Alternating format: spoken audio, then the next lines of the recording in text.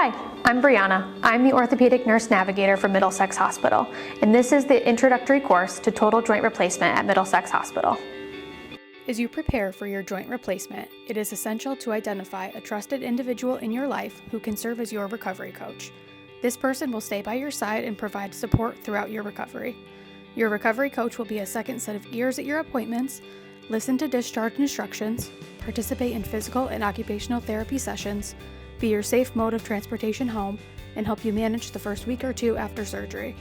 Most importantly, for your safety and well-being, your coach should plan to stay with you in your home continuously for at least the first 48 to 72 hours following surgery. During this time, you are at an increased risk for falls and complications related to new medications, surgery, and anesthesia. Having someone with you during this critical window significantly decreases these risks and ensures you have the support you need to begin recovery safely. Once your surgery is scheduled, you'll receive a phone call from the hospital to set up your pre-procedure visit with one of our pre-procedure evaluation and assessment coordinators, also called PEAC providers. What differentiates these providers from your primary care physician is these providers are geared towards clearance for surgery. They are looking at you from a surgical and anesthesia perspective, ensuring you are as medically ready as you can be prior to your surgery. Before your appointment, your surgeon's office will order lab work, which should be completed within 90 days of surgery and prior to your pre-procedure evaluation, so your PEAC provider can review the results with you.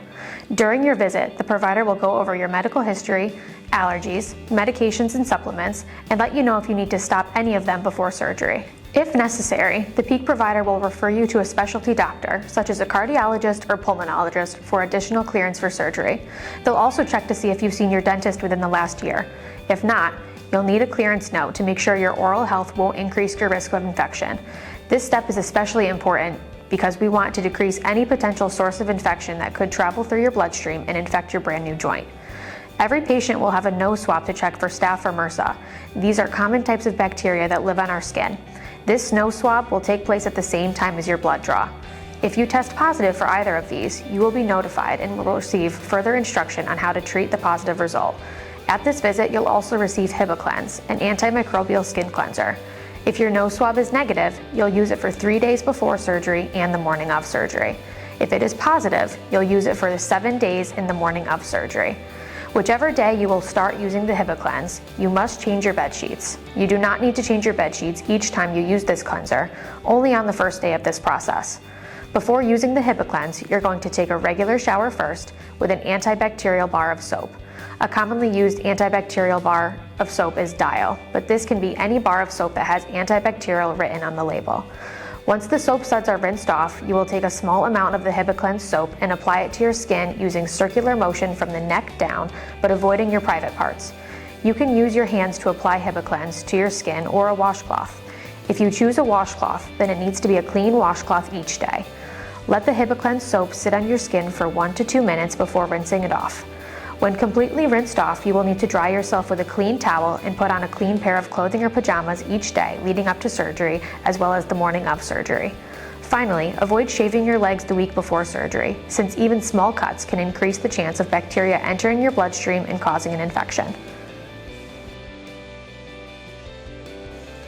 It is valuable to perform good hand hygiene always, but especially during this process.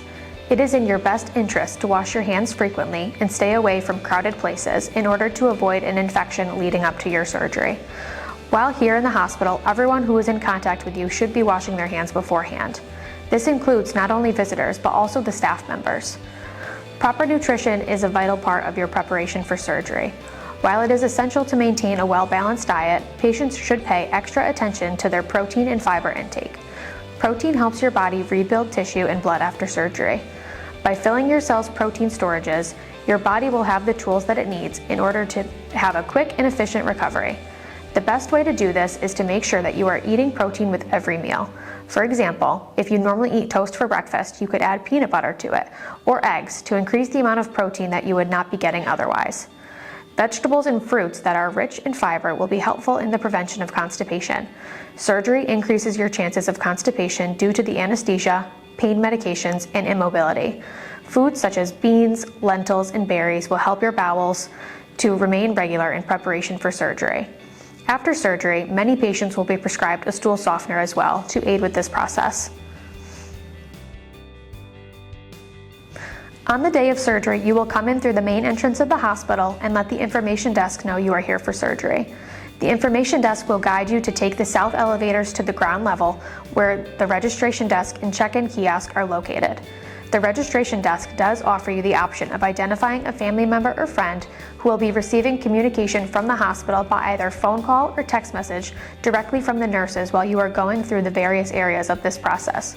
Your loved one does not need to be present at the time you are registering for surgery, nor do they need to be within Middlesex Hospital in order to receive those notifications.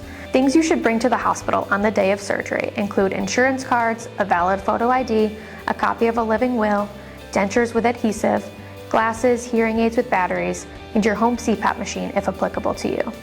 We suggest you wear loose-fitting clothing you can easily get on over your surgical site upon discharge.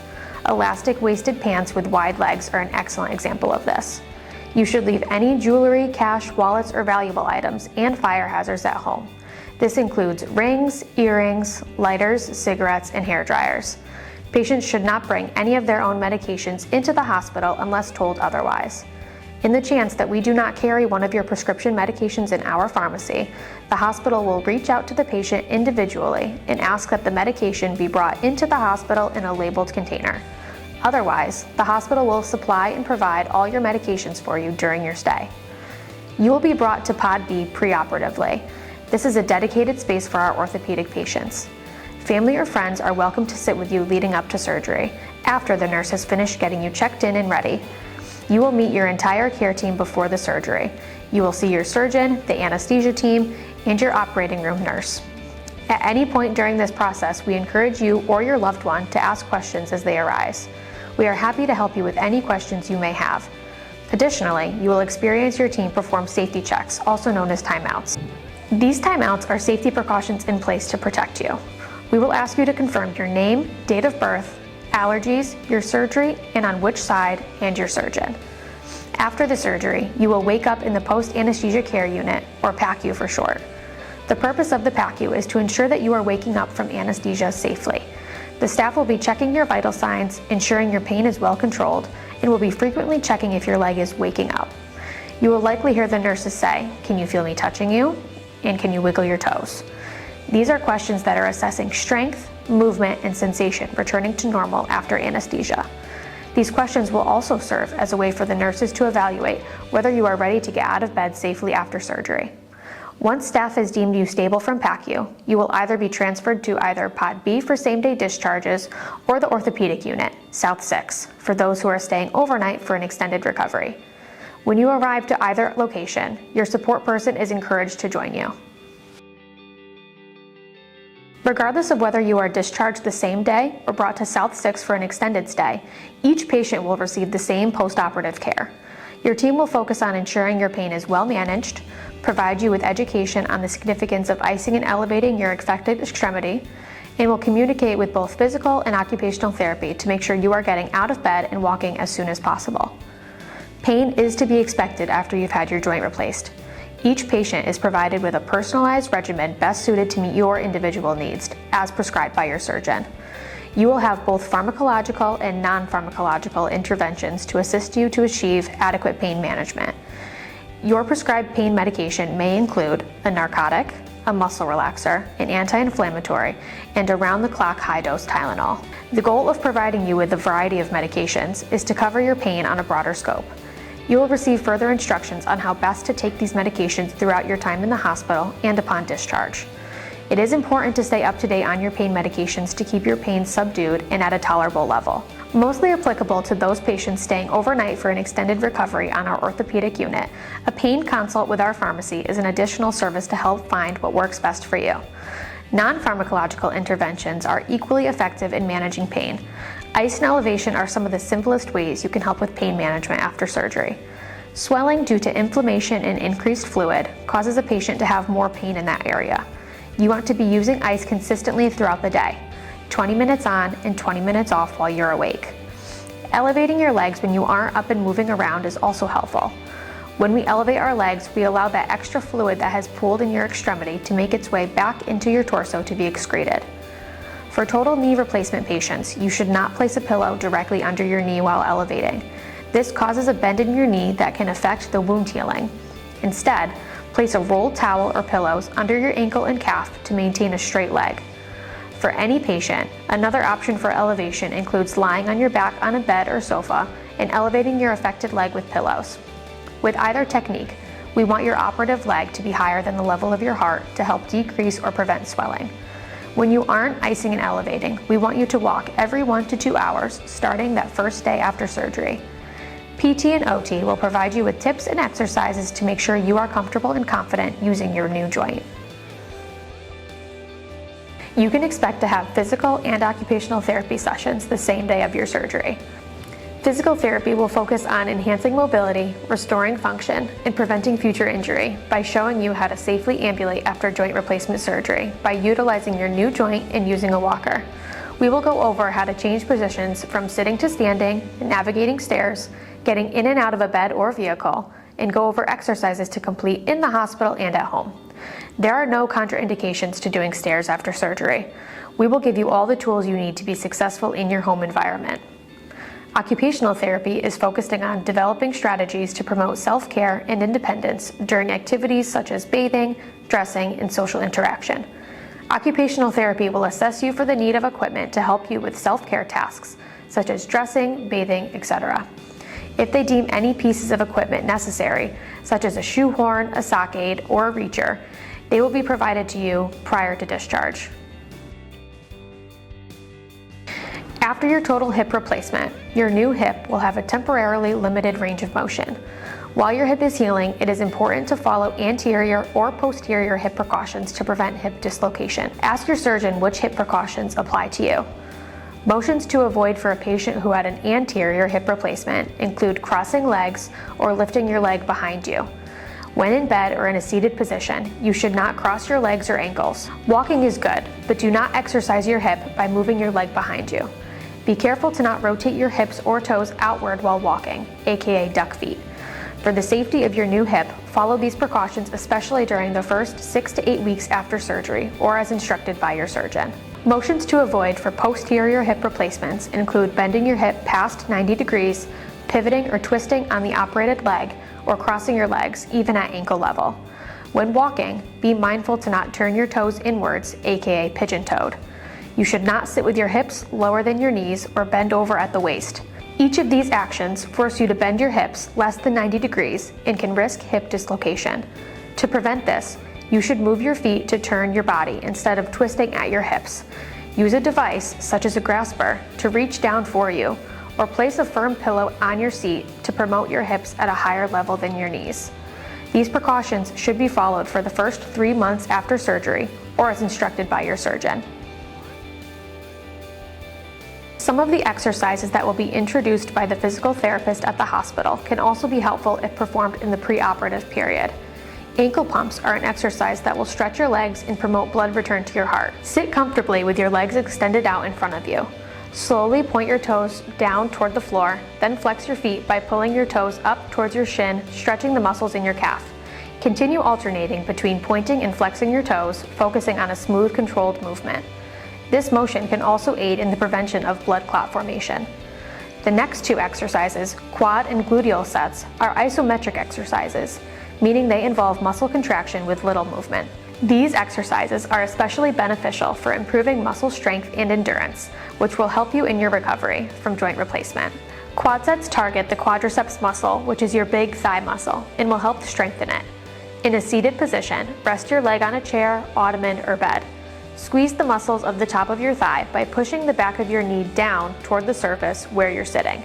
This should create a feeling of contraction at the front of your thigh.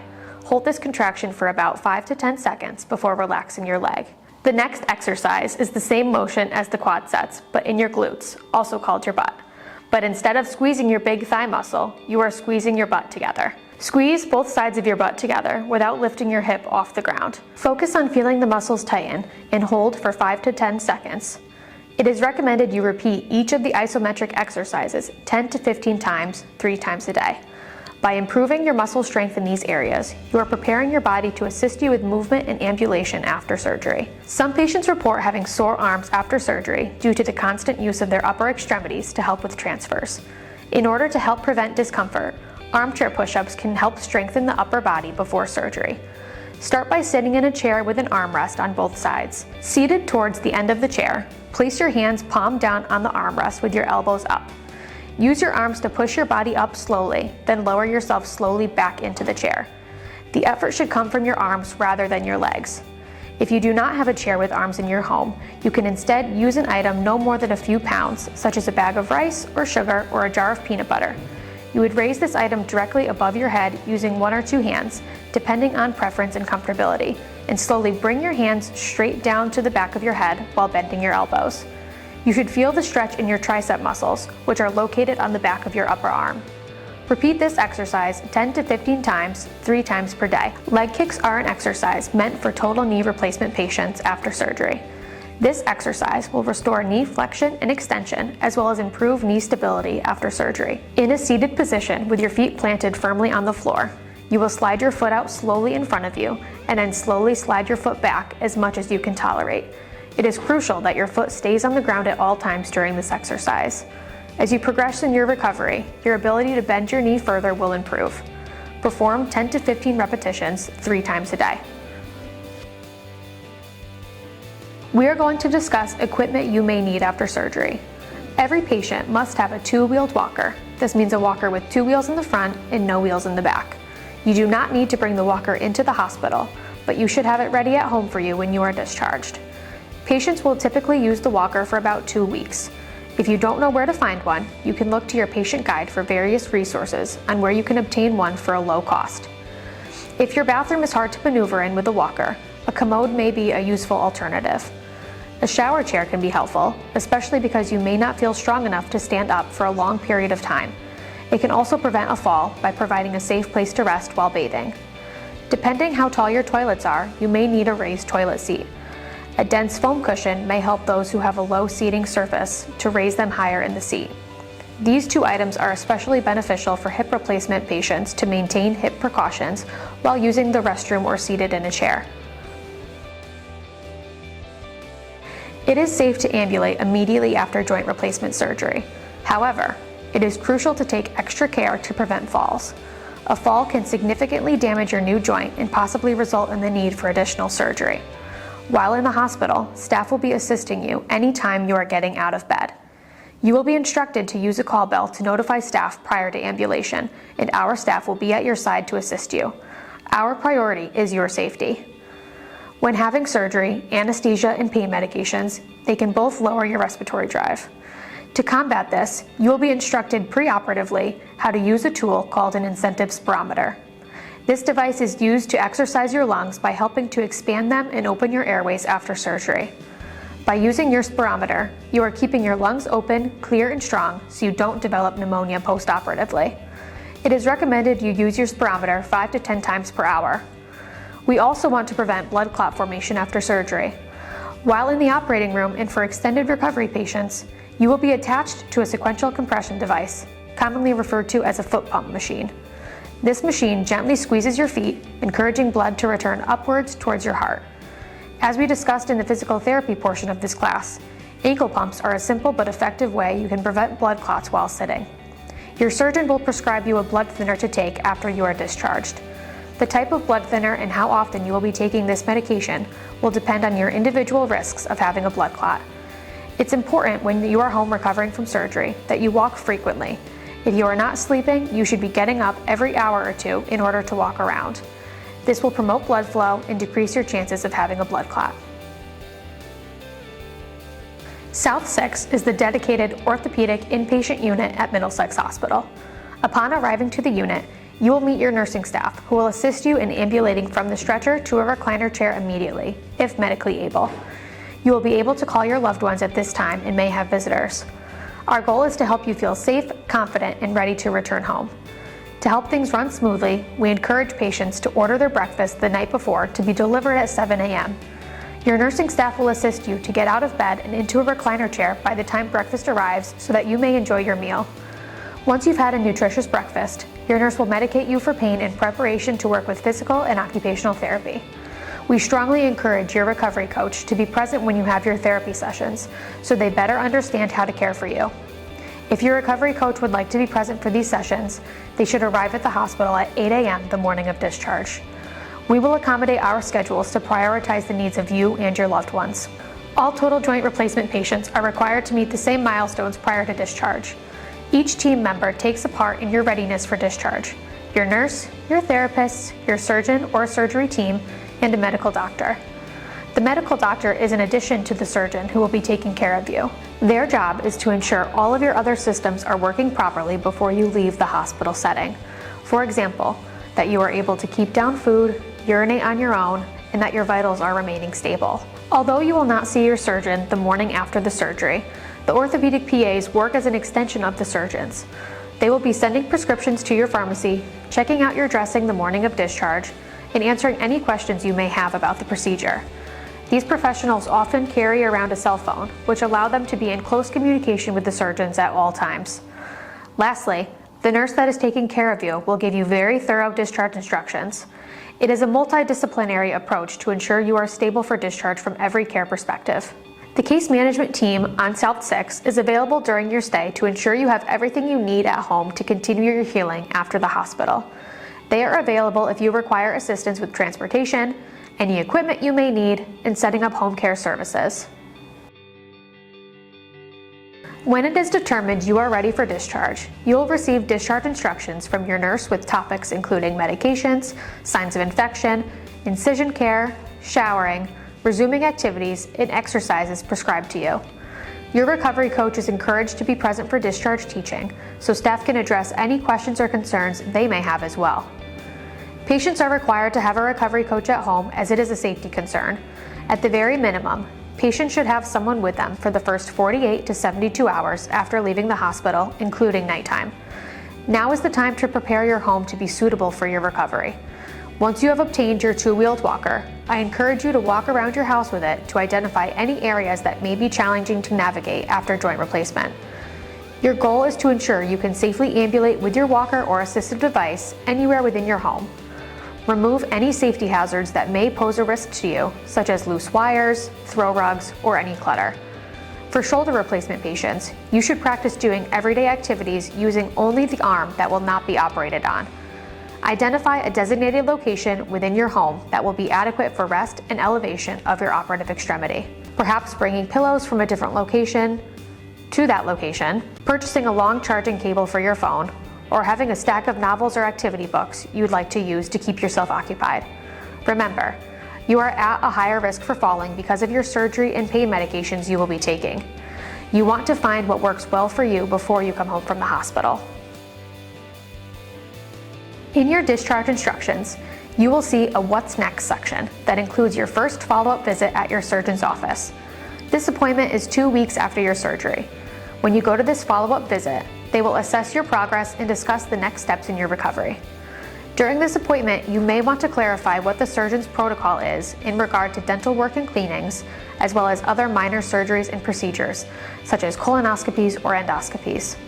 Some may require that you take antibiotics prior to those procedures for a certain period of time. They will discuss your implant with you, specifically the type of implant you have and any pertinent information you may need going forward, such as MRI compatibility. Every patient who is discharged from Middlesex Hospital following a total joint replacement will be taught a list of home exercises that they will be expected to do as part of recovery.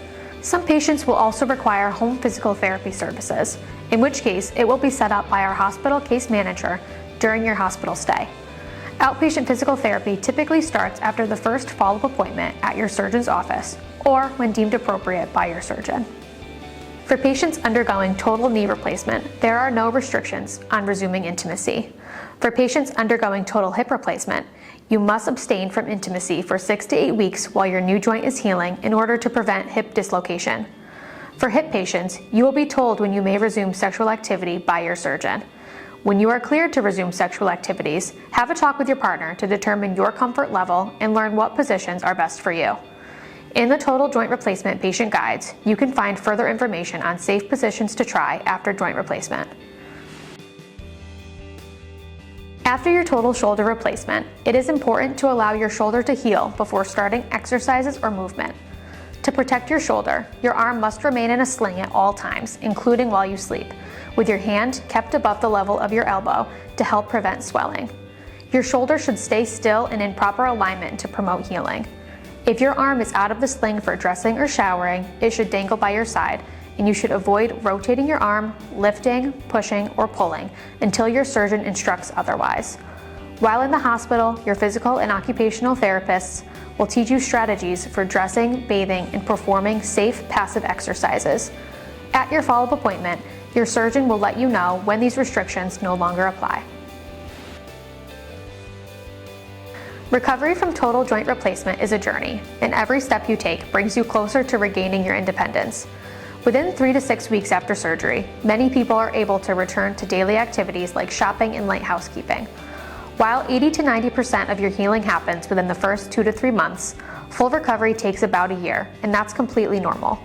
The good news is that much of your recovery is in your hands. Staying consistent with your physical therapy exercises, managing swelling with ice and elevation, taking pain medications as prescribed, and fueling your body with good nutrition are all powerful ways to support your healing. Remember, your body is working hard to rebuild and restore cell by cell, day by day. Be patient with yourself, stay committed, and trust the process. You've got this. If you have any questions, please call the Nurse Navigator at 860-358-8580. Thank you for watching the introductory course to joint replacement surgery at Middlesex Hospital.